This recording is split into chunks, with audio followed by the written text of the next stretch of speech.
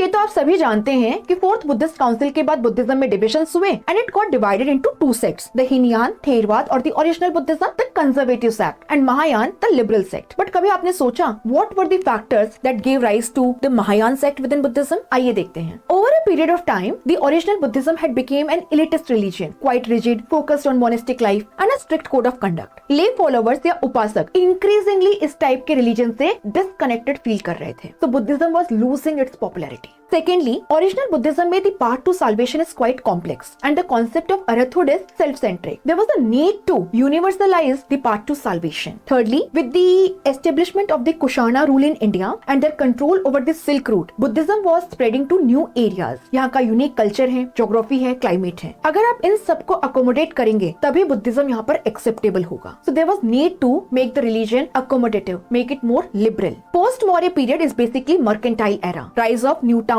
and trade. इसी के साथ में आप देखेंगे rise of a prosperous mercantile class.